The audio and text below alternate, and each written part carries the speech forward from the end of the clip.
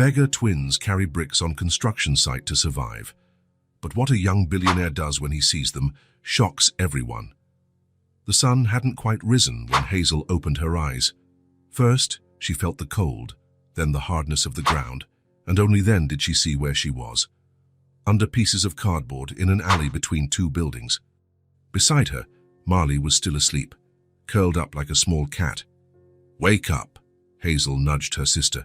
"We have to go before someone shows up." Marley opened her eyes, the same brown eyes as Hazel, on the same thin face, with the same tangled dark hair. It wasn't just their faces that were identical. They were both the same size and the same age, 7 years old, and had the same problem, the gnawing hunger in their bellies. "I'm hungry," Marley murmured, sitting up and rubbing her eyes. "I know, me too," Hazel replied, folding the cardboard they used as a blanket. It was important to keep it properly. It was all they had. They stood up, shaking the dust off their worn clothes, shorts that used to be a different color, oversized t-shirts. They had no backpacks, no toys, no place to go. They only had each other. "Where are we going today?" Marley asked, looking at the street that was beginning to get busy. Hazel didn't answer right away. Her gaze swept across the avenue, the people walking quickly, the cars passing by. No one looked at them. It was as if they were invisible. "There," Hazel pointed across the street. "There's a new place." Across the street, a lot surrounded by hoardings showed the beginning of a construction site. Men in hard hats went in and out. Trucks unloaded materials. It was a place full of movement, full of work. Maybe it was a place with food.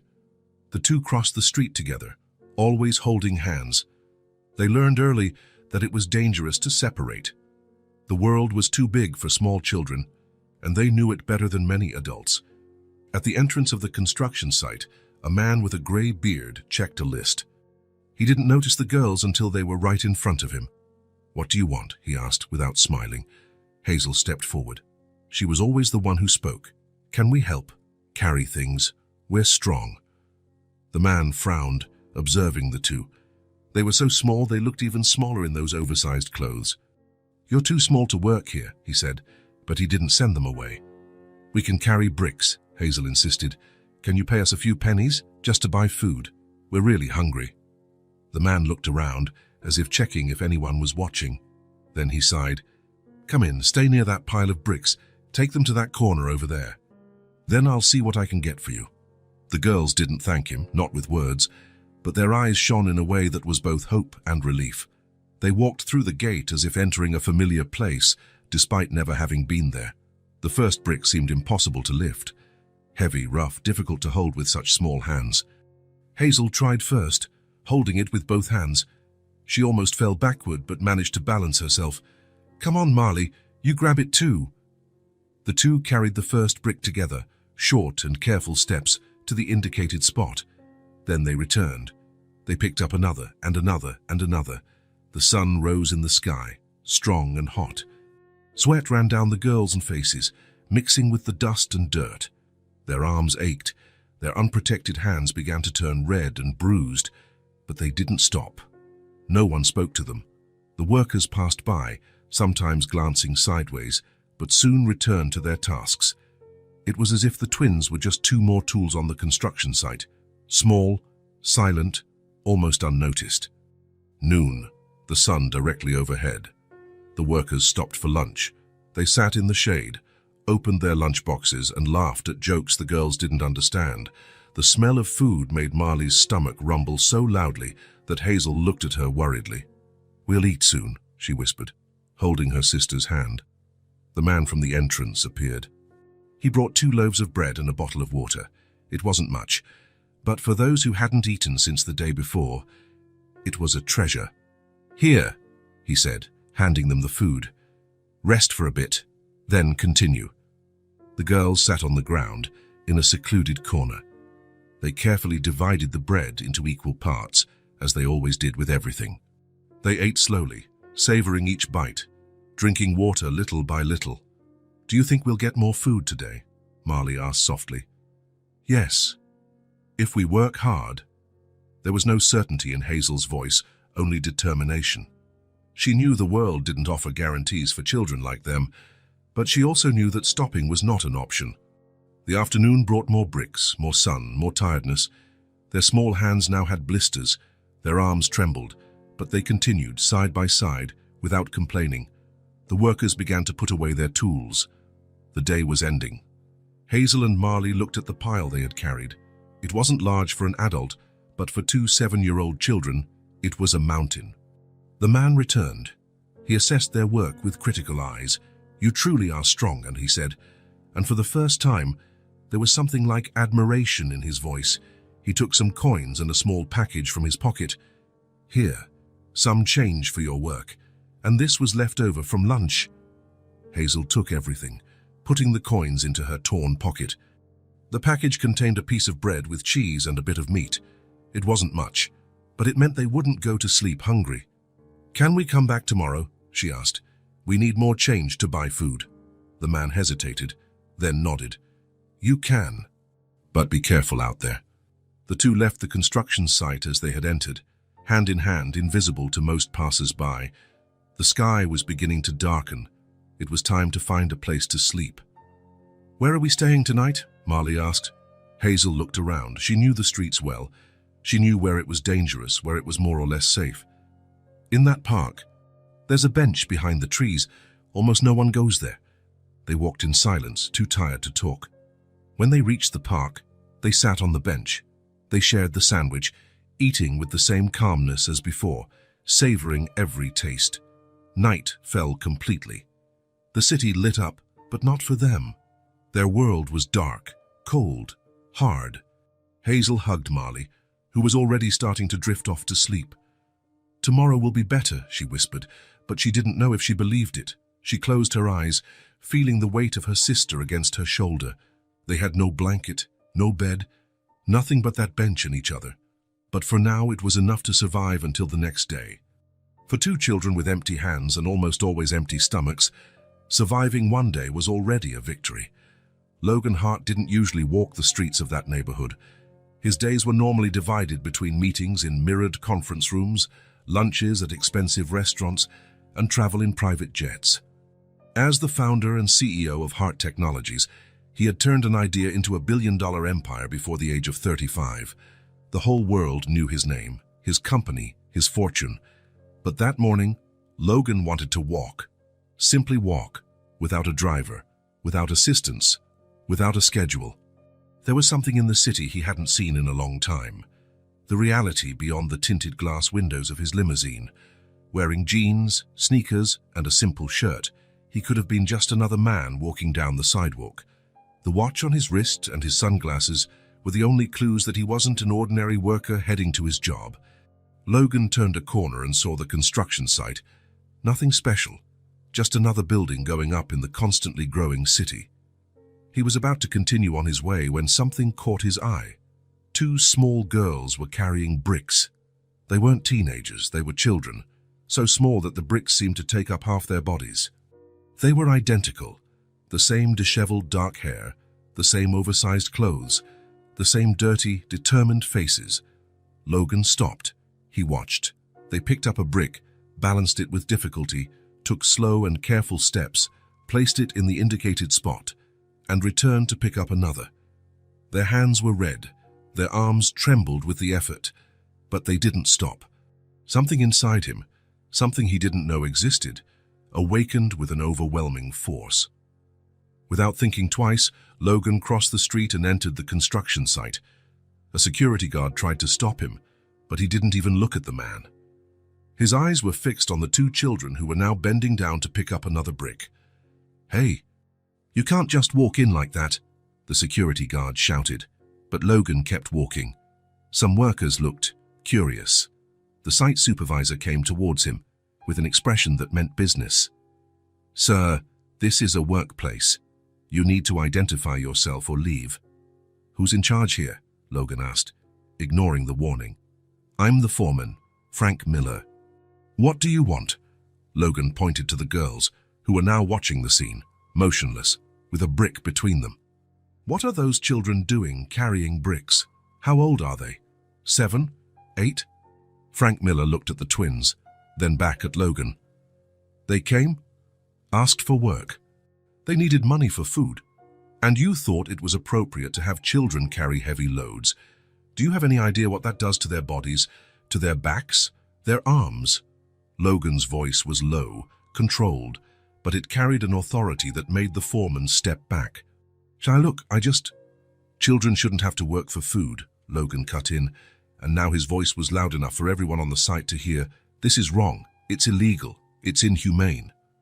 Without waiting for a response, Logan walked up to the girls, who remained still, observing everything with attentive, alert eyes. As he approached, he noticed how small they were, how fragile they seemed, despite the strength they showed, how their eyes, so identical, held a glimmer that mixed fear and caution. Logan knelt before them, bringing himself to their eye level. He smiled, trying to appear as unthreatening as possible. Hi, my name is Logan. What are your names? The girls exchanged glances. It was the one on the left who answered. I'm Hazel, she's Marley. Nice to meet you, Hazel and Marley. Have you been working here long? Since this morning, Marley replied, her voice almost a whisper. Logan observed their hands. They were bruised, with blisters beginning to form. Are you hungry? They didn't answer, but their eyes said everything. So come with me, Logan said, extending his hands to them. I'll take you to get something to eat. The girls didn't move. Hazel stepped forward, as if protecting her sister. We don't know you. Logan nodded. It was a good sign. They were cautious. You're right to be careful, but I promise I only want to help. There's a diner just around the corner. We can go there, you eat whatever you want, and then you decide if you want my help or not. What do you think? Hazel looked at Marley, in a silent conversation that seemed to need no words. After a few seconds, she looked back at Logan. Okay, but we stay together. Of course, Logan agreed. You always stay together, don't you? Hazel nodded, and there was something in her gaze, a kind of relief at being understood, that made Logan feel a lump in his throat. He stood up and waited for them to drop the brick. Frank Miller watched from a distance, not intervening. Logan gave him one last stern look before leaving the site with the twins, one on each side. People on the sidewalk looked on, curious. A well-dressed man with two dirty, ragged children was not a common sight.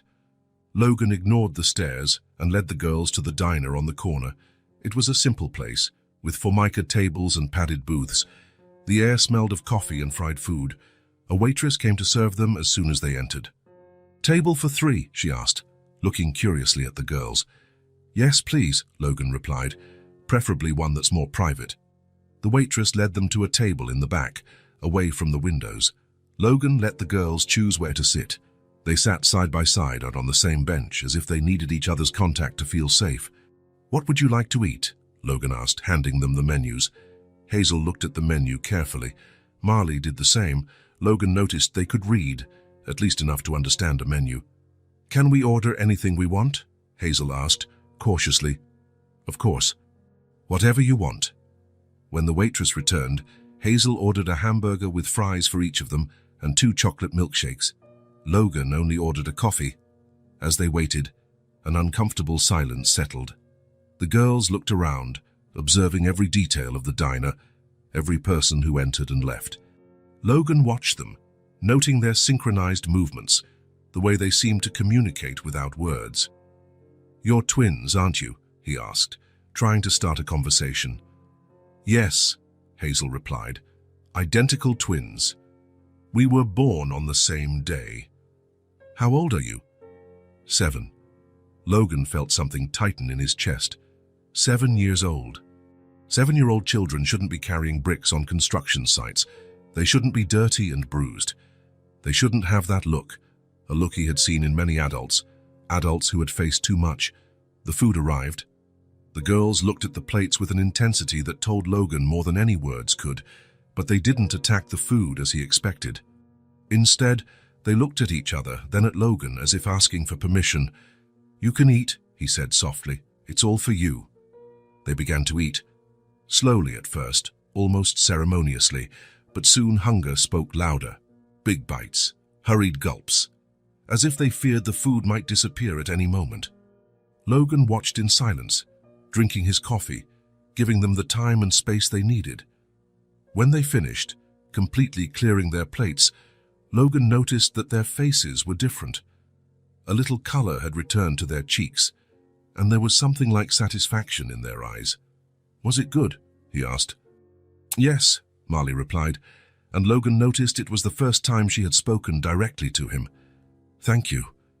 "You're welcome. Do you want anything else? Dessert?" The two exchanged glances again. In that silent conversation they seemed to master so well. "No, thank you," Hazel answered for both. "We're full." Logan nodded and took a sip of his coffee. It was time for more difficult questions, but he didn't know how to start. Do you have parents? Someone who takes care of you?" The girls were quiet for a moment. It was Hazel who spoke, her voice steady, without a tremor. "They died. We've been living on the streets for a long time." "We've been living on the streets for a long time," Marley added. "Dad, we take care of each other." Logan expected tears, or at least some sign of emotion, but there was none of that. The girls spoke about their parents, death, and living on the streets, with the same calm an adult would talk about the weather. They conducted the conversation with impressive control, as if they had rehearsed what to say, how to say it, what to reveal, and what to keep to themselves. "I'm sorry," Logan said, and he truly was. Do you have other relatives? Aunts, uncles, grandparents, anyone?" "No," Hazel replied, "just us." "And where do you sleep? How do you survive?"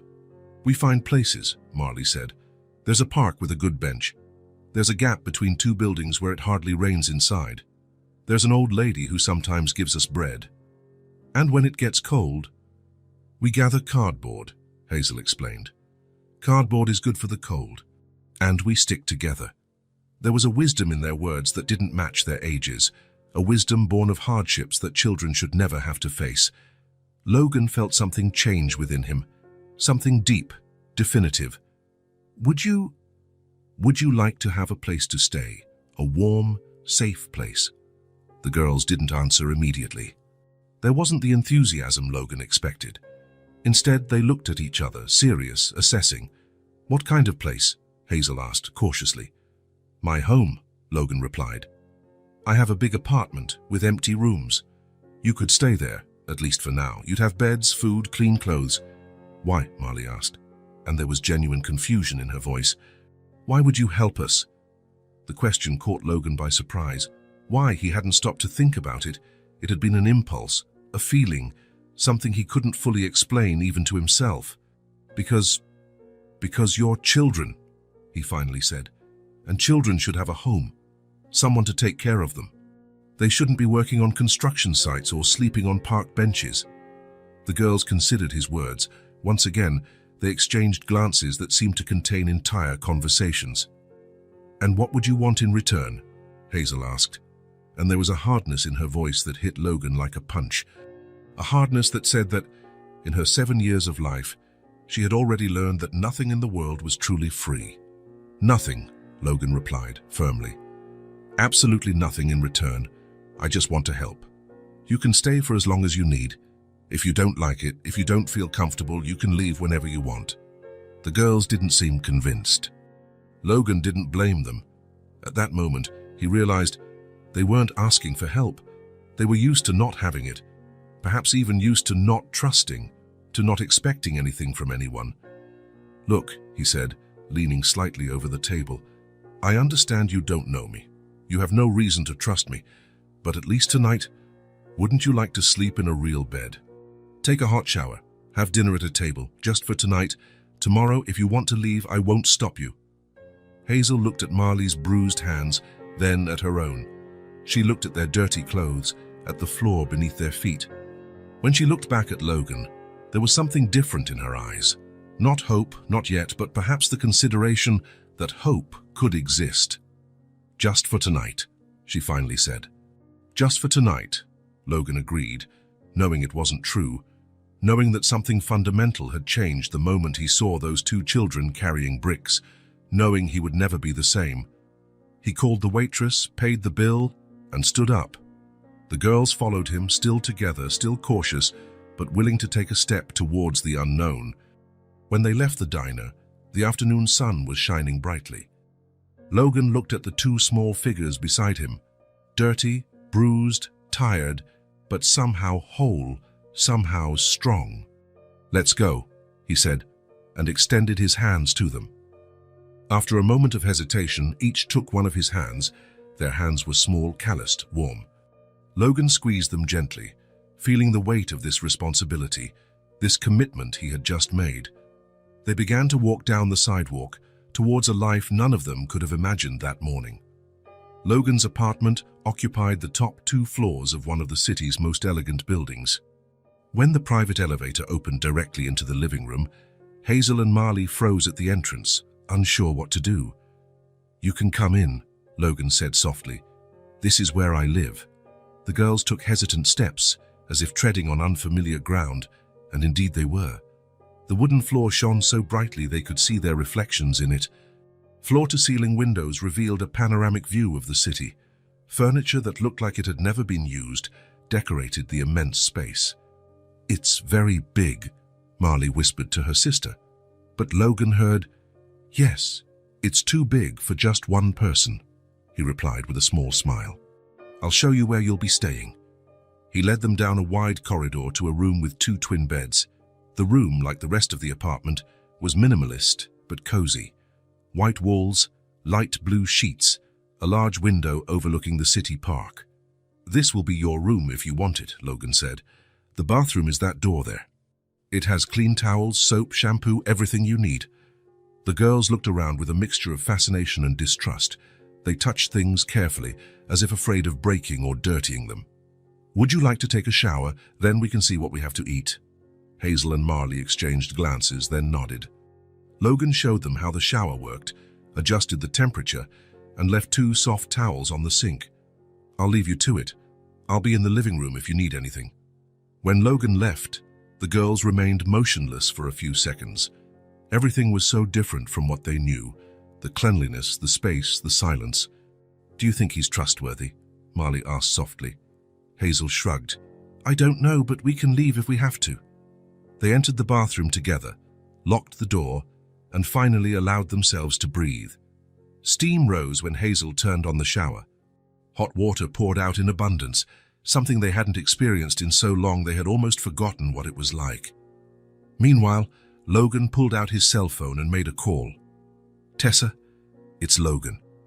I need you to come in tomorrow morning. Yes, I know it's your day off, but it's an emergency. I have 2 kids here. Yes, kids, twins, 7 years old. It's a long story. They need clothes, they need, well, everything. No, they're not my daughters. I found them today. They were alone, working on a construction site. Yes, I know it sounds crazy. I'll explain everything tomorrow. Just, please come and bring clothes, shoes, things that 7-year-old girls need." "Thank you, Tessa." He hung up and sat on the sofa, running his hands over his face. What was he doing? He had brought 2 unknown children into his home without thinking about the legal consequences, the responsibilities, anything but those eyes that seemed to know the world in a way no child should. About half an hour later, the girls reappeared. They were clean, their wet hair dripping over the same dirty clothes. They had no others. Their faces, without the layer of dirt, revealed delicate features, fair skin, and dark circles under their eyes, too deep for such small children. "Feel better?" Logan asked. They nodded. "Come on, let's see what's in the kitchen." The kitchen, like the rest of the apartment, was impeccable and seemed little used. Logan opened the refrigerator, finding only a few takeout containers, milk, eggs, and fruit. "I'm not much of a cook," he admitted, "but I can make sandwiches, or we can order something." "Sandwiches are fine," Hazel replied. Logan took out bread, cheese, ham, mayonnaise, and some vegetables. He put everything on the counter and began to prepare the sandwiches. To his surprise, Hazel approached. "Can I help?" "Of course," he replied, handing her the knife to spread the mayonnaise. Marley remained a little distant, observing everything with her attentive eyes. She noticed every detail: how Logan handled the food, how he organized things, how he looked at them when he thought they weren't noticing. They ate at the kitchen island, sitting on tall stools. The girls ate slowly, savoring each bite, even though they had already had lunch at the diner. Logan wondered how long it had been since they had eaten regularly. "Are you sleepy?" he asked when they finished. Hazel shook her head. "We usually go to sleep later." "Right. Well, we can watch a movie if you want." The idea of watching a movie seemed to intrigue the girls. Logan led them back to the living room, turned on the television and scrolled through the streaming menu. "Any preferences?" They exchanged confused glances. We don't watch much TV," Marley explained. "Oh," Logan said, feeling foolish. "Of course. Well, how about this one? It's about a family of superheroes."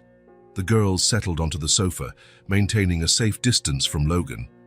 As the movie progressed, he watched them out of the corner of his eye. Their expressions shifted from tense to curious and eventually to interested.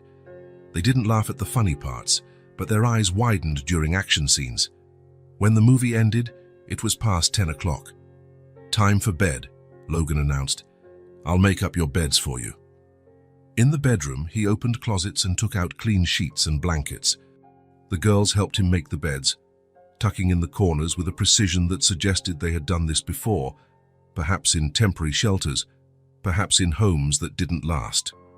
"There's a bathroom there," Logan pointed to the door. "I'm in the room at the end of the hall if you need anything during the night." The girls nodded but said nothing.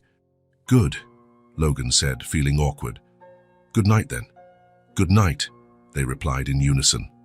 Logan closed the door as he left, leaving it ajar so a little light from the hallway could enter. He went back to the living room, picked up his phone, and started making calls. He needed to talk to his lawyer. He needed to understand what he was doing, what the legal steps would be. But as he spoke about temporary guardianship and adoption processes, his mind kept returning to those two small figures lying in beds that probably felt too strange, in a place that was too quiet. It was around 3 in the morning when Logan woke to a scream. A sharp, frightened scream that cut through the silence of the apartment like shattered glass. He jumped out of bed and ran to the girls' room. Marley was sitting up, gasping, her eyes wide with terror. Hazel was hugging her, whispering words Logan couldn't hear. "What happened?" he asked from the doorway, trying not to scare them further. "Nightmare," Hazel replied, without taking her eyes off her sister. "She dreamed we were trapped." Logan slowly entered the room and sat on the edge of the opposite bed. "It's okay, Marley. You're safe here." Marley looked at him, then at her sister, then at the strange dark room. "It's too quiet," she said softly. "On the street there's noise. Here it's like the world has ended." Logan had never thought about it, how the silence he valued so much could be terrifying to someone accustomed to the constant noise of the streets. How the security of closed doors could feel like a prison to someone who had always had the sky as their roof. "Do you want me to leave some sound on?" he asked. "Jam music, perhaps?" Marley shook her head. "No, just the door open." "Of course," Logan agreed. "I'll leave all the doors open, and I'll stay here until you fall asleep again." He didn't know what else to say. He had no experience with children, much less with children who had lived what these two had lived. So he just stayed there, sitting on the edge of the bed, available, present. Gradually, Marley calmed down. Hazel continued to hug her, humming something so softly Logan could barely hear it. Was it a lullaby? A song that reminded them of their parents? He didn't know, but he felt a pang in his chest thinking about everything those girls had already lost. When they finally fell asleep again, Logan didn't return to his room. He took a blanket from the closet and settled into the armchair in the corner. He would stay there in case they had another nightmare. He would stay there because, in some way, he didn't fully understand. He felt it was where he was supposed to be. The next morning, Tessa arrived early, carrying several bags. Tessa had been Logan's person for everything for years, part housekeeper, part personal assistant, part friend. A practical woman in her 50s, with short grey hair and an efficiency that intimidated even the toughest executives. "Where are they?" was the first thing she asked upon entering. "Still asleep," Logan replied, his voice hoarse with fatigue. "They had a rough night." Tessa examined him with critical eyes. "You look terrible." "Thanks. I'll make coffee," she said, heading to the kitchen. "Meanwhile, tell me exactly what happened." Logan followed her, and as she prepared the coffee, he told her everything. The construction site, The girls carrying bricks, the conversation at the diner, the decision to bring them home. Tessa listened without interrupting. When he finished, she pushed a cup of coffee towards him. So you, a single man with no experience with children, decided to bring 2 street children home? Yes, without thinking about the legal, social, or emotional consequences. Yes, Tessa nodded slowly. Good, Logan blinked, surprised. Good. Yes, good. You finally did something impulsive that doesn't involve buying a company or an island. Something human. She took a sip of coffee. What do you plan to do now? I don't know, Logan admitted. I have a board meeting today. I can't miss it. I thought you could stay with them, help them get settled. I bought some clothes online last night. They should arrive today. And I called my lawyer to see what the legal options are. And long-term. Logan hesitated. I don't know. But I can't just put them back on the street, Tessa. No, you can't, she agreed. Well, let's take it one step at a time. I'll stay with them today. We'll establish a routine, see what they need. You take care of the legal stuff in your empire. At that moment, a small noise made them both turn. Hazel and Marley were standing at the kitchen entrance, observing the adults with their attentive and cautious eyes. Good morning, Logan said, trying to smile naturally. This is Tessa. She'll be with you today while I take care of some work things. Tessa approached and bent down slightly to be at the girl's height. Hello, Hazel and Marley. Logan told me about you. I'm happy to meet you. The girls didn't respond verbally, only nodded. Their eyes studied Tessa with an intensity that made her feel completely transparent. You must be hungry, she said, turning to the stove. How about pancakes for breakfast? As Tessa prepared the pancakes, Logan observed how the girls moved around the kitchen. Hazel identified the smell of cinnamon even before Tessa added it to the batter. Marley analyzed the new adult with such a keen eye that she seemed to read her soul. After breakfast, Logan needed to get ready to leave. He put on one of his expensive suits, grabbed his briefcase, checked emails on his phone, his normal routine, but something was different. He felt the girl's eyes following him, watching every movement. I'll be back late this afternoon, he said, stopping at the door. Tessa will take good care of you. Are you really coming back? Marley asked, and there was something in her voice, not accusation but genuine doubt, as if departures without return were common in her experience. I will, Logan promised, feeling the weight of that simple word. This is my home. And now it's yours too, for as long as you want to stay. The girls didn't smile, didn't show relief or gratitude. They just nodded, accepting the information, but clearly reserving judgment until they saw if the promise would be kept. As he drove to the office, Logan realized he was thinking about the girls every few minutes. How were they adapting? Would Tessa gain their trust? Would they be scared in a place so different from everything they knew? At the board meeting, the acquisition of a promising startup was being discussed. Logan would normally be completely focused, asking incisive questions, analyzing every detail. But today his mind was divided. Logan, what do you think? His CFO's question brought him back. Sorry, can you repeat the last part? His CFO looked surprised. Logan Hart never asked for anything to be repeated. He was always attentive, always 3 steps ahead of everyone in the room. The meeting continued, but Logan realized that something fundamental had changed. Time now had a different rhythm for him. It was no longer measured only in fiscal quarters and growth targets. It was measured in small moments. 2 girls having breakfast in his kitchen, a nightmare in the middle of the night, a promise to come home. When he finally returned to the apartment, it was already past 7 in the evening. He found Tessa in the living room, organizing some new clothes that had arrived. The girls were sitting on the floor, Hazel drawing in a sketchbook, Marley silently observing. How was your day? Logan asked, putting his briefcase on the sofa. Productive, Tessa replied. We bought some basic things, explored the apartment. Hazel has a talent for drawing, we discovered. Logan approached to see what Hazel was drawing. It was a portrait of Tessa, surprisingly detailed for a 7-year-old. That's amazing, Hazel. She didn't thank him, just kept drawing, but Logan noticed her shoulders relaxed a bit when she heard the compliment. After Tessa left, Promising to return the next morning, Logan tried to maintain a conversation during dinner. He asked what they had done during the day, if they liked their new clothes, if they needed anything else. The answers were short, precise, without apparent emotion, but he was beginning to notice small signs. How Hazel leaned slightly towards her sister when she felt insecure, how Marley watched the exits from the room, how both seemed to communicate through glances and small gestures. It wasn't coldness he saw in them, Logan realized. It was protection. It was the calluses that form over repeated wounds.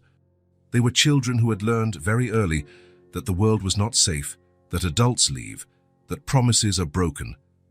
Logan began to understand. They weren't cold. They were hardened. And as he watched them eating quietly at his too large table in his too quiet house, he felt a determination grow within him. These girls deserved more than just to survive. They deserved to live, to trust, perhaps even one day to believe that not all adults disappear, that not all homes are temporary. He didn't know how to make that happen. He didn't know if he was the right person to try, but he knew, with a certainty he had never felt before, that he was willing to try. 2 weeks had passed since Hazel and Marley arrived at Logan's apartment. 2 weeks of discoveries, adjustments, and learning for all three of them. The first time Logan took the girls clothes shopping was a revelation. The mall was enormous, full of lights, music, and people. The twins froze at the entrance, holding each other's hands so tightly their knuckles turned white. "We can leave if you want," Logan offered, noticing their discomfort. "No," Hazel replied after a few seconds. "We can do it." In the children's store, the sales associate smiled and approached, speaking loudly, asking questions. Marley hid behind her sister. Hazel remained still, eyes alert, like a small animal ready to flee. Logan realized his mistake and gestured for the sales associates to back off. "Hey, let's take it slow," he said to the girls. "Just look first, okay?" They nodded, grateful for his understanding. Gradually, they began to move through the store. Logan noticed how they touched the fabrics carefully, how they looked at the prices, even without fully understanding them, how they consulted each other before showing something they liked. "You can choose whatever you want," he said. "You need everything: pants, shirts, dresses, pajamas, coats, shoes." The girls looked at him distrustfully. "Everything?" Marley asked softly. "Everything," Logan confirmed. "And don't worry about the price." Even with this permission, the twins' choices were modest, simple, practical clothes, nothing flashy. When Logan suggested a more elegant dress, Hazel shook her head. "We don't need that." He didn't insist. He was learning not to force things, to respect their pace, to understand that every choice carried the weight of a life he was just beginning to comprehend. On the way back, they passed a toy store. Logan stopped at the display window. "Do you want to go in?" The girls exchanged glances, surprised by the question. "What for?" Hazel asked. The simplicity of the question caught Logan off guard. What for? Because children like toys, because playing is part of childhood, because it was normal. But normal for him wasn't normal for them. "To choose some toys," he replied. "Things for you to have fun with." The idea of fun seemed strange to the twins. On the street, there was no time for that. Every moment was dedicated to survival. "Could they be books?" Marley asked shyly. "Of course," Logan smiled. "Books are great, but we can also look at other things." The toy store was a new world for the girls. Their eyes widened at the amount of colors, shapes, and possibilities.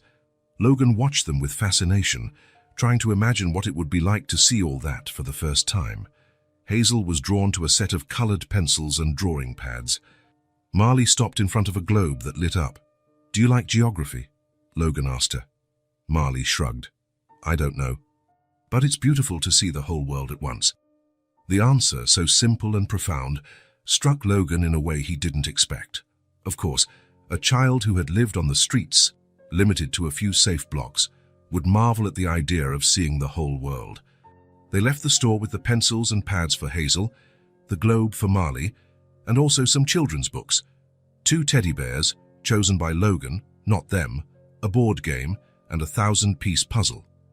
At the apartment, the girls opened the bags carefully, as if the gifts might disappear at any moment. Marley turned on the globe, and watched the soft lights illuminate the continents. Hazel opened the set of pencils and touched each one, feeling the colors even before using them. "Thank you," she finally said, looking at Logan. It wasn't the first time they had thanked him, but there was something different this time, something more genuine, less automatic. "You're welcome," Logan replied, feeling a lump in his throat. That night, after the girls had gone to bed, Logan talked with Tessa in the kitchen. "They're adapting," Tessa said, putting away the clean dishes. "But they still have many scars." "Logan, scars we can't see." "I know," he sighed. "And today, at the mall, I noticed how tense they get with loud noises, with people approaching too quickly. Marley almost panicked when a security guard came up to ask if we needed help. Yesterday," Tessa continued, "I found Hazel putting pieces of bread in her pocket after lunch. When I asked her why, she said it was for later, in case the food runs out." Logan closed his eyes, feeling a pain he didn't know he was capable of feeling.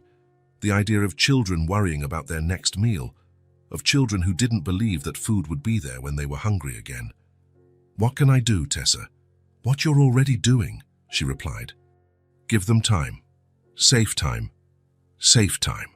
The words stayed with Logan long after Tessa left. It was something he had never needed in his life of privilege, the certainty that tomorrow would be as safe as today, that the ground wouldn't disappear beneath his feet, that the people who mattered would still be there. In the following days, Logan reorganized his priorities. He cancelled trips, rescheduled meetings, delegated tasks he once considered essential. His assistant at the office was perplexed by the change, but Logan offered no detailed explanations. How to explain that two small children had entered his life and turned everything upside down? At home, he learned to navigate the girls' needs, often by trial and error. He discovered that Marley woke up startled by the sound of thunder, clutching her sister, trembling. He discovered that Hazel became vigilant when strangers entered the apartment, always positioning herself between visitors and Marley. He discovered that both of them hid food, not just bread, but fruit, cookies, anything non-perishable, in different places in their room. He never mentioned these hiding places. He understood it was a form of control, of security. Instead, he began leaving small baskets of fruit and snacks in their room, easily accessible. "In case you get hungry during the night," he would say casually. One afternoon, Logan returned early from the office and found the living room in complete chaos. Cushions on the floor, books scattered, drawing papers everywhere. In the middle of this improbable scene, Hazel and Marley were building what looked like a fort, with sheets stretched between the sofa and the coffee table. His first instinct was irritation. The apartment had always been an example of minimalist organization, but then he heard something that was still rare, the sound of Marley's laughter, light and genuine. "What are we building here?" he asked, putting his briefcase on a chair. The girls started, their laughter vanishing instantly. "Sorry," Hazel said, already starting to pick things up. "We'll clean it all up." "No," Logan quickly said. "You don't have to clean it up. I just want to know if I can help." They looked at him, confused. "You're not mad?" Marley asked. "Why would I be mad?" "Because we made a mess." Logan looked around at what he would have previously considered an unacceptable invasion of his perfect order. Now he saw only signs of life, of presence, of children being children. "I'm not mad," he said, and realized it was true. "In fact, I think this fort needs a few more pillows. I can get some from my room." The relief on their faces was like a ray of sunshine after a storm. When Logan returned with the pillows, he found Hazel adjusting one of the sheets that served as the fort's roof. "It'll be more stable if you attach it here," he suggested, indicating the lamp beside the sofa. Together, the three worked on the fort's structure. Logan held up sheets, while Hazel gave instructions, and Marley organized the interior with cushions and pillows. "What are we going to do inside the fort?" he asked when they finished. "Georgia," Marley replied, picking up one of the books bought at the toy store. "We can read stories." They squeezed inside the fort. Logan bent in an uncomfortable position to fit in the space, the girls sitting cross-legged in front of him. Marley handed him the book, a collection of folk tales from various parts of the world. "Will you read?" she asked. "Of course," Logan agreed, opening the book. "Which story do you want to hear first?" Hazel pointed to a colorful illustration of a firebird, That one. Logan began to read, his voice filling the small, cozy space they had created together. He noticed how the girls gradually relaxed, how their shoulders dropped, how their eyes lost that constant vigilance. For a moment, they were just children listening to a story, safe inside their makeshift fort. When he finished the first story, he looked up and saw that Marley had fallen asleep, her head resting on a pillow, her face serene as it rarely was when she was awake. Hazel watched her with a protective gaze that Logan knew well. "She's asleep," Hazel whispered. "Yes," Logan whispered back. "Do you want me to read another one to you?" Hazel hesitated, then nodded. As he read the second story, Logan realized something important. He was happy. Not the kind of happiness he felt when closing a big deal or being recognized for his professional achievements. It was something simpler and, at the same time, more profound. Something that had to do with that makeshift fort, with the soft sound of Marley's sleeping breath, with Hazel's attentive eyes following every word he read. That night, when Tessa arrived to make dinner, she found all three of them still in the fort. Logan had fallen asleep too, a book open on his chest. The girls curled up on either side of him like kittens seeking warmth. Tessa didn't wake them. Instead, she took a picture with her phone, the first image of them together, the first tangible memory of this new, still unnamed, configuration. In the following days, Logan began to notice subtle changes in his own behavior. At the office, he found himself looking at his watch frequently, eager to get home. When his CFO told a joke, he laughed, something rare in the past. During a meeting with investors, he showed pictures of the girls building the fort, surprising everyone with this personal side he had never revealed before. "You're different," his oldest partner commented after a meeting.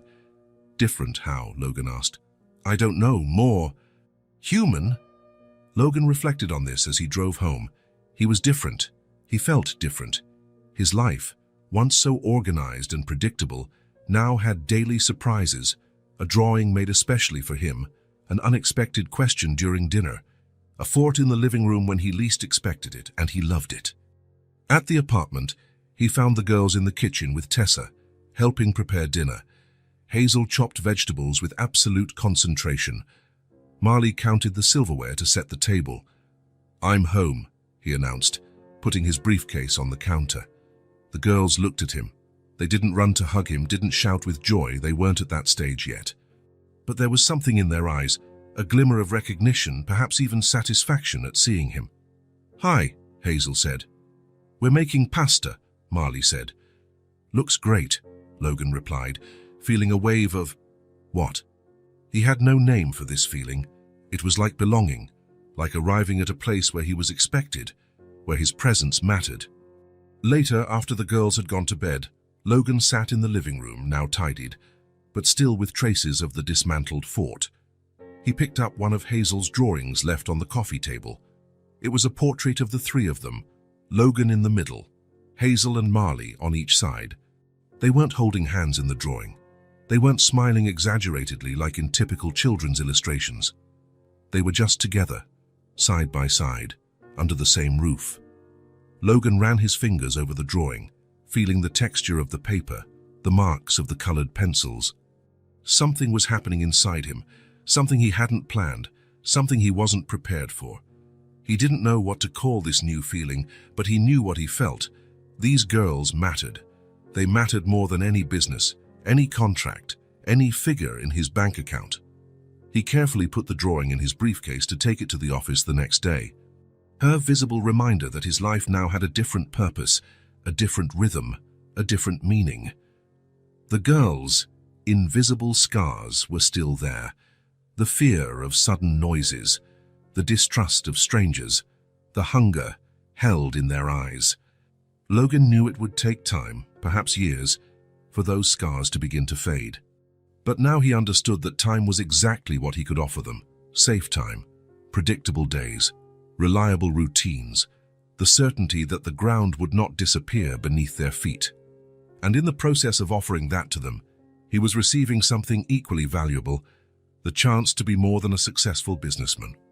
The chance to be important in someone's life, not for what he possessed, but for what he could give. Not money or things, but presence, constancy, security. The girls were transforming Logan as much as he hoped to transform their lives. It was a silent, undeclared, but deeply meaningful exchange. He still didn't know where this journey would take them, but he knew there was no turning back. And for the first time in a long time, he didn't want to control the future, plan every step. He just wanted to be present, day after day, building something he never imagined he would desire: a family. It all started with a cough, small, dry, almost imperceptible. Logan only noticed because Marley tried to stifle it during dinner, covering her mouth with her hand and avoiding making noise. "Is everything all right?" he asked, seeing how she barely touched her food. "Yes," Marley replied quickly, but Hazel cast a worried glance at her sister. "She's been coughing since earlier today," Hazel said. "It's just a cough," Marley insisted, clearly uncomfortable with the attention. Logan didn't press. In recent weeks, he had learned that pressuring the girls rarely worked. Instead, he observed Marley more carefully for the rest of the evening. He noticed how she seemed quieter than usual, how her skin was paler, how she occasionally hunched as if feeling cold, despite the apartment being warm. When he put them to bed, he lightly touched Marley's forehead, as if by chance. It was warm, not alarming, but definitely warmer than normal. Then, "If you feel anything during the night, call me, okay?" he said, trying to sound casual. Marley nodded, already snuggling under the covers. Hazel remained seated on her own bed, vigilant, watching her sister with eyes that seemed to calculate risks, evaluate dangers. Logan hesitated at the door, reluctant to leave. There was something in Hazel's expression that made him uneasy. "Hazel, is there anything I should know?" The girl was silent for a moment, torn between loyalty to her sister and growing concern. "She gets sick sometimes," Hazel finally said in a low voice. In her chest, it gets hard to breathe. Logan's heart clenched. "Asthma?" Hazel shrugged. "We don't know the name, but she went to the hospital once before their parents died, before the streets, before everything." "I'll keep an eye on her," Logan promised. "If it gets worse, let me know immediately, no matter the time." It was at 3 in the morning that Logan woke to Hazel standing beside his bed, a small figure in the dim light of the room. "It's Marley," she said, and there was urgency in her usually controlled voice. "She can't breathe properly." Logan jumped out of bed and rushed to the girl's room. Marley was sitting up, gasping for air, her face red and sweaty, her eyes frightened. Each breath seemed to require enormous effort, producing a sharp wheezing sound that Logan could hear even from the doorway. "Thais, we're going to the hospital," he said without hesitation. There were no protests. Logan picked Marley up. She was burning with fever now, while Hazel already put on her shoes and grabbed a coat. "I'll call the driver," Logan said, grabbing his phone. "We don't have time," Hazel replied, with a certainty that left no room for discussion. "She needs to go now." Logan didn't question. Carrying Marley, he went down with the girls to the building's garage, put them in his car, and drove through the sleeping city as if his life depended on it. In the back seat, Hazel held her sister's hand, whispering words Logan couldn't hear. The hospital was silent when they arrived. In the emergency room, a nurse quickly assessed Marley and took her inside, leaving Logan and Hazel in the waiting room. "She'll be fine," Logan said, trying to sound confident. Hazel looked at him with eyes that seemed much older than her 7 years. "You don't know that," she was right. He didn't know. He didn't know Marley's medical history. He didn't know what had happened the other times. He didn't know which treatments worked and which didn't. They sat side by side in the plastic chairs. Logan tried to fill out the admission form, but there were so many blanks: exact date of birth, medical history, allergies, information that parents normally know about their children. "Her birthday's the same day as mine," Hazel said, looking at the form. "March 15th. "And do you have any allergies that you know of?" Hazel shook her head. "I don't think so. But Marley always gets sick in the winter, in her chest." Logan wrote everything down, small pieces of a puzzle that still had many missing parts. An hour passed. Then 2. Hazel remained awake, her eyes fixed on the door through which Marley had disappeared. She didn't cry, didn't complain, just waited with a patience that 7-year-old children normally don't possess. Finally, a doctor appeared. "Mr. Hart, I'm Dr. Chen. I'm taking care of Marley." Logan stood up, with Hazel immediately by his side. "How is she?" "Stable now. She had a severe asthma attack, complicated by a respiratory infection. Her fever is controlled, and we're treating the infection with antibiotics. She'll need to stay hospitalized for at least 24 hours for observation." "Can we see her?" Hazel asked, her voice small but firm. The doctor smiled at her. "Yes, of course. She's asking for you." They followed the doctor down quiet corridors to a room where Marley lay in a bed that seemed too large for her small body. She had a heart monitor connected to her finger and an oxygen mask over her face, but her eyes lit up when she saw her sister and Logan. Hazel ran to the bedside, holding Marley's free hand. She said nothing. She didn't need to. The communication between them went beyond words. "I'll leave you for a bit," Dr. Chen said. "Press the button if you need anything." When the doctor left, Logan pulled up a chair next to the bed. "How are you feeling, Marley?" She made a small gesture with her hand, as if to say, so-so. Her eyes, however, seemed calmer, the initial fear replaced by fatigue. "You need to rest," Logan said. "We'll stay here with you." Marley nodded slightly and closed her eyes. Her breathing, still aided by oxygen, seemed easier now. The early morning hours passed slowly. Logan stayed in the chair, watching the girls. Hazel had climbed into the bed beside her sister, careful not to touch any tubes or wires. Eventually, both fell asleep, Hazel with a protective arm over Marley, even in sleep maintaining her guard. In the silence of the hospital room, lit only by the faint glow of the monitors, Logan watched the two, so small in the big bed, so vulnerable and ear at the same time, so strong together. The connection between them was palpable, something forged not just by blood ties, but by shared experiences, by pains lived side by side, by a mutual understanding that went beyond words. They were just children, but they had already built something that many adults never achieved. An unbreakable bond, absolute loyalty, an understanding that needed no explanations. Logan felt a wave of emotion so intense that he had to look away for a moment. When he looked back at the girls, a realization hit him with full force. They already had a world of their own, a world built between the two of them, a world that survived the streets, hunger, abandonment. They didn't need him to create something new for them. They just needed a safe place to shelter the world they had already created. A roof, walls, warmth, food, security, basic things that should never have been denied to them. And perhaps, with time, with patience, they would let him into that world too.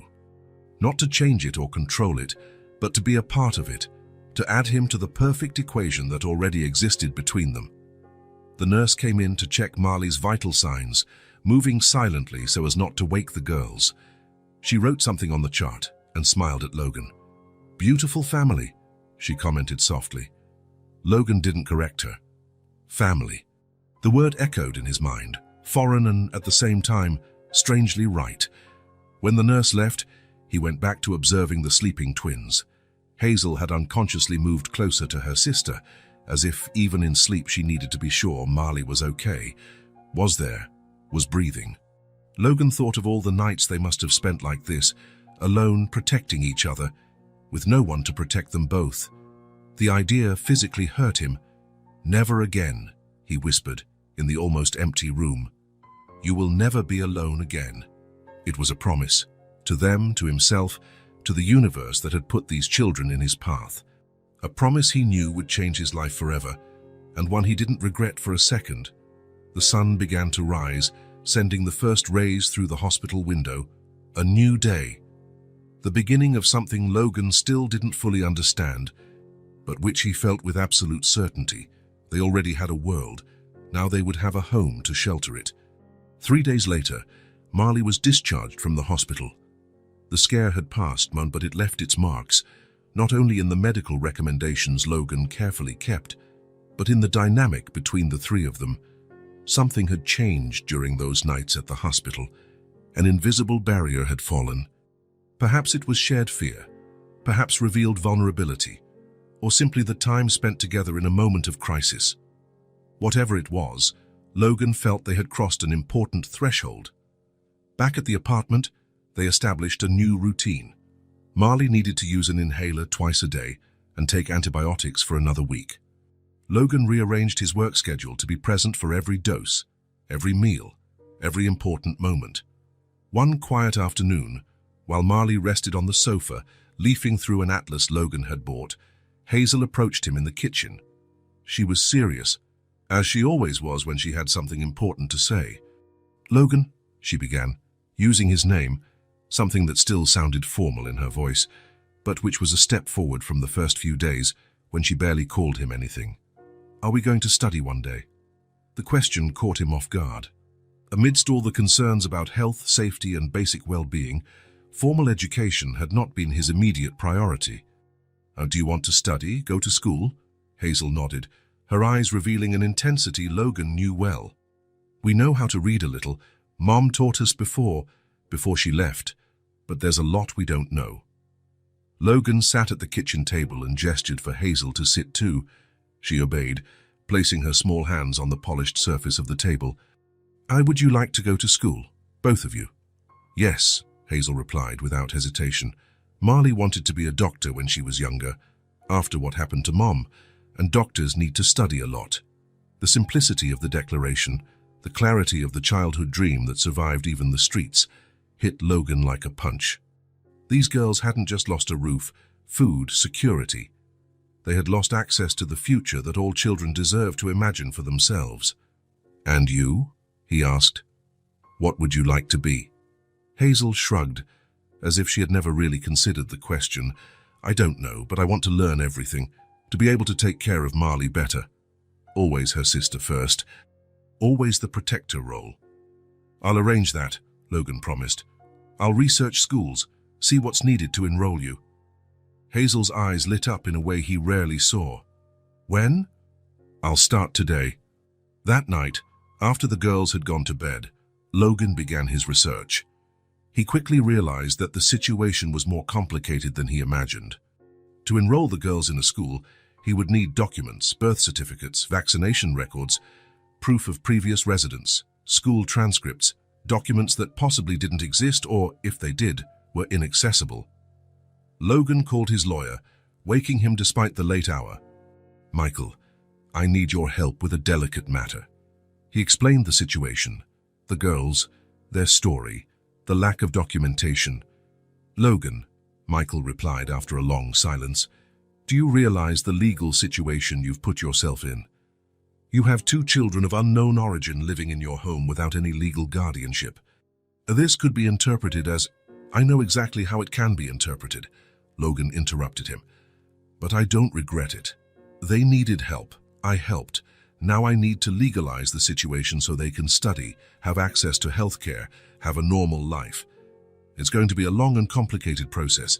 First, we need to find any official records for them, find out if they were registered at birth, if they attended any school, if they have other living relatives. Then, we need to determine their current legal status and request temporary guardianship for you while the process runs." "How long will that take?" "Months, in the best-case scenario. Maybe years." Logan closed his eyes, feeling the weight of the bureaucracy, of the laws created to protect children who, in this specific case, could end up harming them. What about school? They can't wait years. There are alternative schools, homeschooling programs, temporary options until we legalize the situation. I'll research and send you some options tomorrow." When he hung up, Logan remained in the dark living room thinking.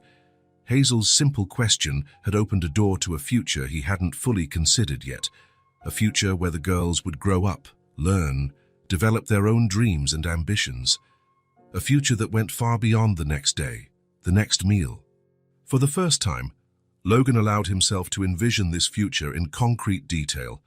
Hazel and Marley in school uniforms, carrying backpacks.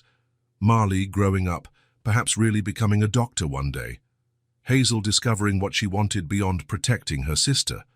Both of them developing friendships, participating in activities, having a normal childhood, or as normal as possible, considering everything they had already been through.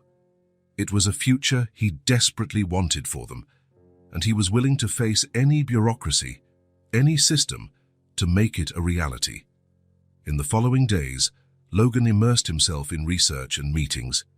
He visited private schools where the lack of documentation could be temporarily circumvented.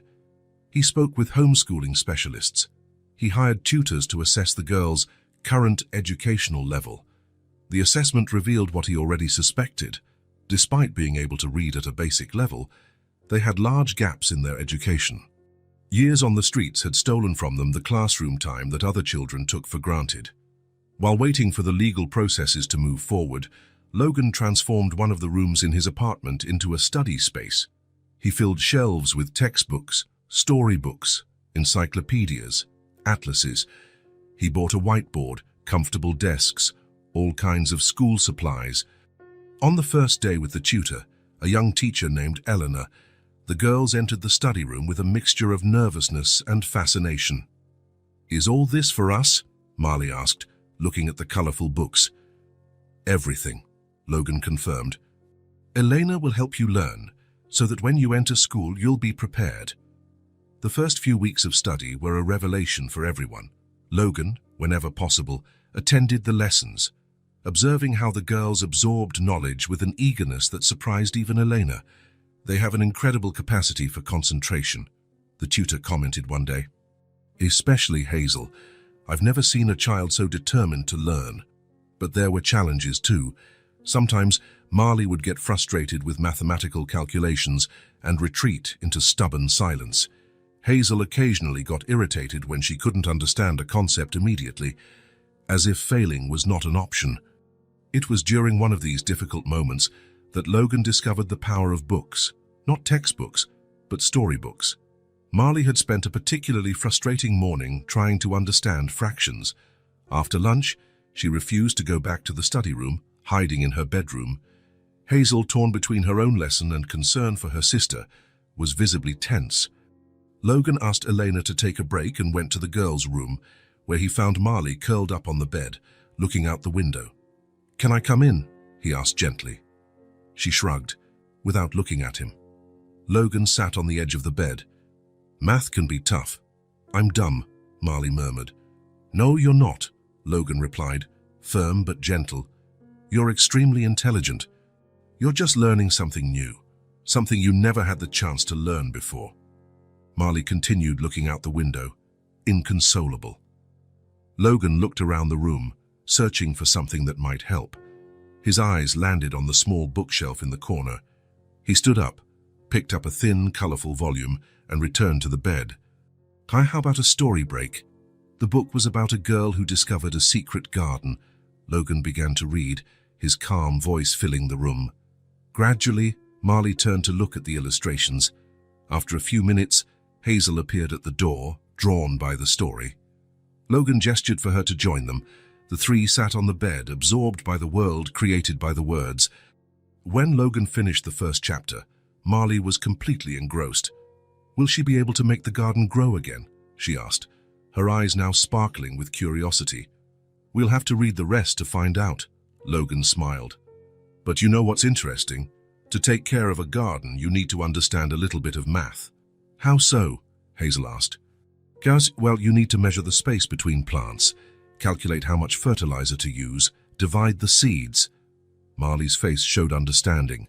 "Like fractions. Exactly like fractions." After that day, books became an essential part of their routine, not just as learning tools, but as bridges between worlds, as comfort in difficult moments, as safe spaces where they could explore emotions without feeling vulnerable.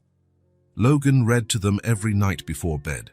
They started with simple stories, then moved on to children's classics, each book opening new horizons, new possibilities. "Can we visit a library one day?" Hazel asked after finishing a book about a girl who loved to read. "Of course," Logan replied. "There's a wonderful children's library downtown." The library visit was a milestone. The girls walked among the tall shelves with the same respect some people reserve for temples. When the librarian explained that they could take books home, borrow, read, return, get more, Their eyes widened at the possibility. "How many can we take?" Marley asked. "3 each, to start," the librarian smiled. They took their book selection very seriously, spending hours comparing options, reading first pages, discussing among themselves in whispers. Logan watched them from afar, marveling at the transformation. These were the same girls who, months ago, were carrying bricks on a construction site. The legal process took its slow course. Michael, the lawyer, had managed to locate the girls' birth certificates and confirm that there were no living close relatives. Their parents, as the girls had said, were dead, their mother from illness, their father in an accident shortly after. There were no grandparents, aunts, uncles, or other family members who could claim them. "We're making progress," Michael said during one of their meetings. "I've secured a preliminary hearing with the family court judge for next month. We'll officially request temporary guardianship." "And after that," Logan asked, "if all goes well, you'll have temporary legal guardianship. Then we can start the adoption process, if that's what you want." The word hung in the air. Adoption. Permanent. Forever. Logan didn't answer immediately. It was a huge step, a lifelong responsibility. Was he ready? Was it the best for the girls? One Saturday morning, a few weeks later, Logan woke later than usual.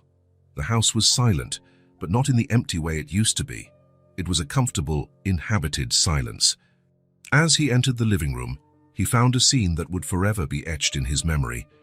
Hazel was asleep on the sofa, a book open on her chest, her face serene as it rarely was when awake.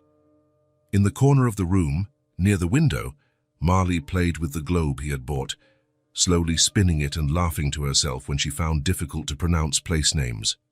The morning light streamed through the windows, creating an almost unreal picture of domestic peace. Logan stopped at the entrance, not wanting to break the moment. It was then that he felt it, a tightening in his chest, different from anything he had ever experienced. It wasn't pain, it wasn't anxiety. It was something good, full, complete, something that had no name, but which he immediately recognized as right. And in the midst of that feeling, an idea emerged, clear, simple, obvious. What if they stayed with me? For real. The idea of adoption came without warning, like a lightning bolt in a clear sky. For a moment it startled him with its force, with its implications. He, Logan Hart, a man who had always lived for work, for achievements, for the next big deal, a father to 2 girls, responsible not just for feeding and temporarily sheltering them, but for raising them, guiding them into adulthood. Marley noticed his presence and smiled, one of those rare and precious smiles that was still a victory whenever they appeared. "Look, Logan, I found where we are," she said, pointing to a spot on the globe. He approached, knelt beside her, and looked where her small finger pointed. "Yes, that's exactly where we are," he confirmed. Marley slowly spun the globe, "And there are so many places we've never seen." "Maybe one day you will," Logan replied. "We can travel, visit other countries, other cultures." "We?" Marley asked, her eyes fixed on him, seeking confirmation of something she barely dared to hope for. "Yes," Logan said, and at that moment he knew it was already decided. "Us. Together." Marley's smile widened, and she resumed spinning the globe, now pointing to distant places and asking, "Can we go here and here?" Logan answered every question, while in his mind he was already outlining the next steps. He would call Michael today. He would accelerate the process. He would do whatever it took, the possible and the impossible. Because those girls who had entered his life by chance were now his world, and he wanted to be theirs, not temporarily, not as a provisional solution, but forever. Family. The word that once sounded strange now seemed the only possible one. The family court was imposing, with marble columns and seemingly endless staircases.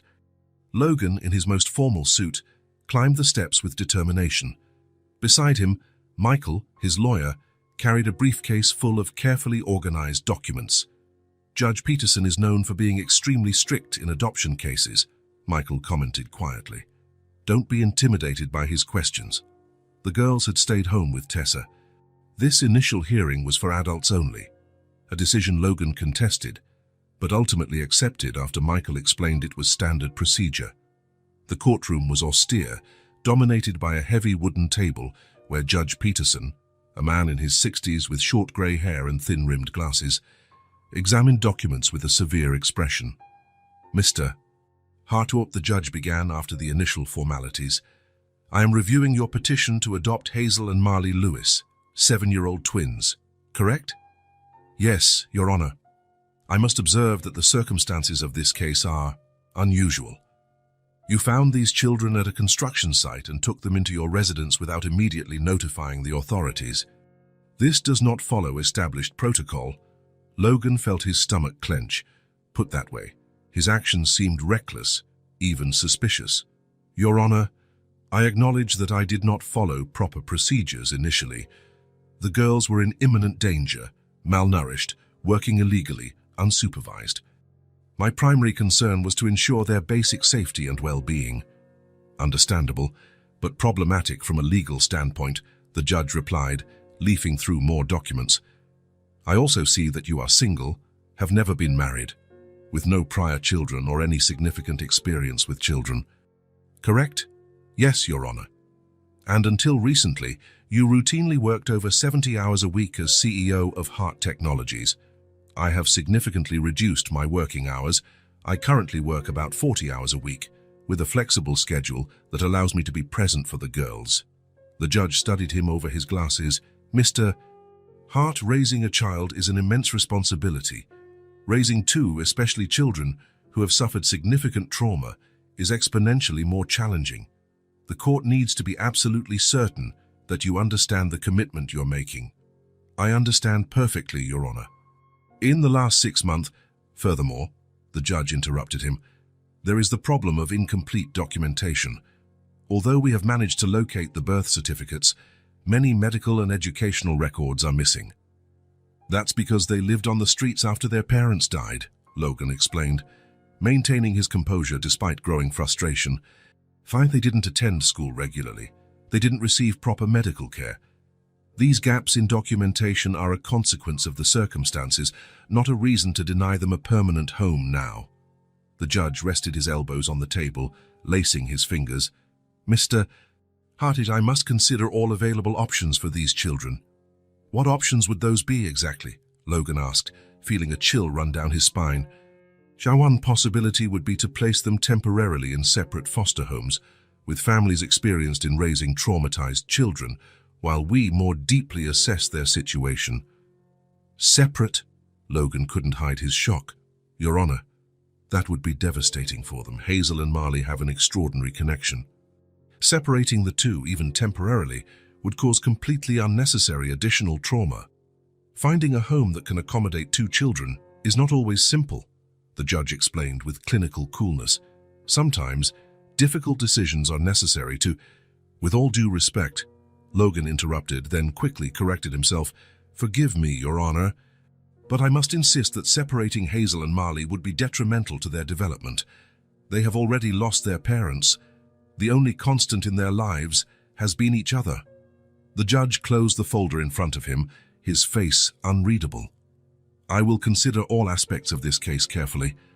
Meanwhile, I will request additional visits from social workers to your residence and interviews with the girls. We need a full assessment before any permanent decision.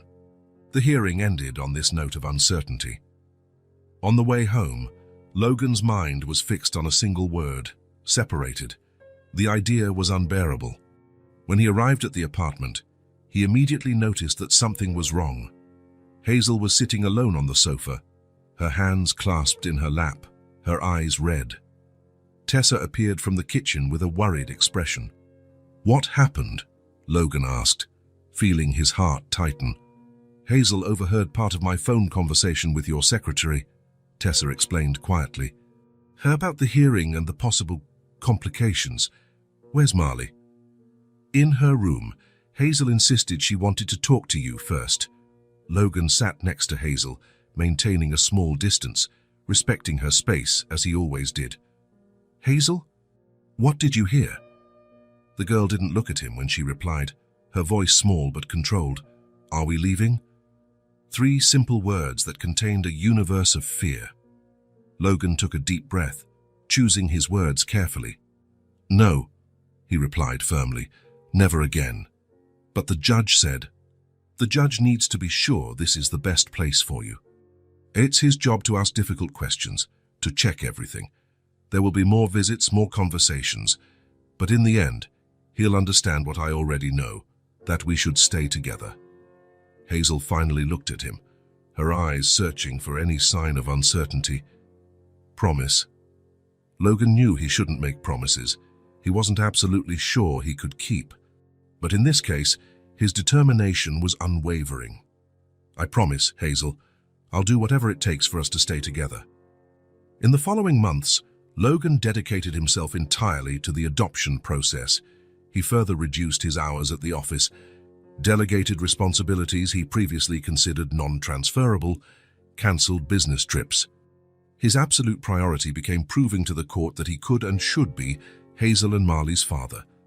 He hired additional family law specialists to strengthen his case.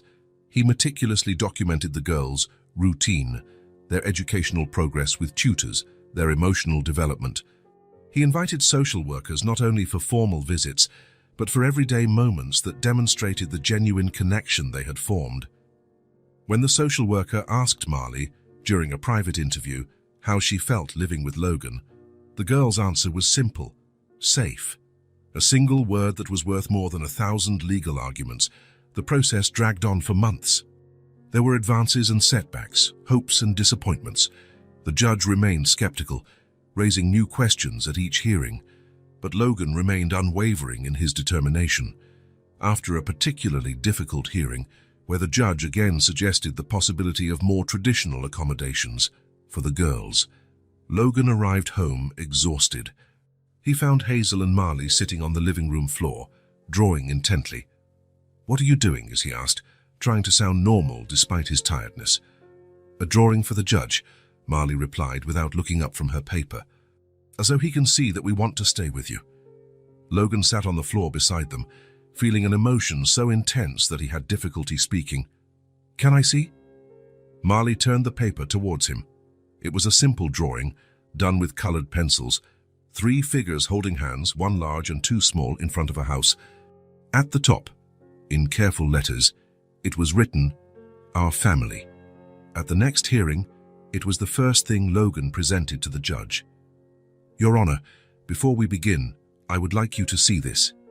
The judge studied the drawing in silence, his normally severe face softening almost imperceptibly. "Mr. Hart, I have asked particularly difficult questions in this case," he finally said. "Do you know why? To protect Hazel and Marley, I imagine." "Yes, but also to test your determination. Raising children who have been through significant trauma is not easy. I wanted to make sure you wouldn't give up when things got tough. I will never give up on them, Your Honor." The judge nodded slowly. "I believe you. And based on all the evidence presented, the social workers and reports, and, yes, this drawing, I am ready to make my decision." 3 weeks later, Logan was again in court, this time with Hazel and Marley by his side, all 3 dressed formally. The girls were nervous, but determined. "Hazel and Marley," the judge said, looking directly at them, "I have only one question for you. Do you want Logan Hart to legally become your father?" The girls looked at each other, then at Logan, and finally at the judge. "Yes," they replied in unison, their voices small but firm. The judge smiled, for the first time in the entire process, and signed the document in front of him. "Therefore, by order of this court, I declare the adoption process concluded. Hazel and Marley, you are now, legally and officially, Hazel Hart and Marley Hart." At home, Tessa had prepared a small celebration. On the living room table, 2 carefully wrapped packages waited for the girls. They unwrapped the packages to find school uniforms, grey pleated skirts, white blouses, navy blue sweaters, with the Westlake Academy emblem embroidered on the chest. Logan picked up the uniforms, holding them carefully. "You've been accepted at Westlake. It's one of the best schools in the city. You start tomorrow." Hazel looked at the uniform, then at Logan, her eyes wide. "Are we really going to school?" she whispered, as if she feared that saying the words aloud might make the possibility disappear. Yes, tomorrow. The next morning, Logan took them to school, dressed in their new uniforms, carrying backpacks they had carefully chosen, purple for Hazel, green for Marley. They walked with a mixture of nervousness and excitement. At the school gate, Logan knelt to be at their height. "Are you ready?" They nodded, holding their backpack straps tightly. "I'll be here to pick you up after class," he promised. To his surprise, both hugged him briefly before turning and walking together to their first class. Back at the apartment, now truly a home, Logan found the girls pasting colorful signs with their new names on their bedroom doors. Hazel Heart, decorated with stars. Marley Heart, adorned with small planets. On the refrigerator, held by colorful magnets, was a new drawing. Another portrait of the three of them, but this time inside the house, each with a smile on their face. At the top, in colorful letters, the words that summarized everything: "Family is when no one is afraid." Logan traced the letters with his fingers, feeling a peace he had never known before. The girls were right, as they always were, about the really important things. Family was not just a legal document or sharing a name. It was creating a space where fear had no place, where two girls who knew fear better than any child should, and a man who had never allowed himself to be truly vulnerable could, together, find something none of them had truly had before: a home, a family, a place to belong. If this story touched your heart, subscribe to the channel and turn on notifications so you don't miss the next ones. Leave a like, because it helps this story get recommended to more people. See you in the next story.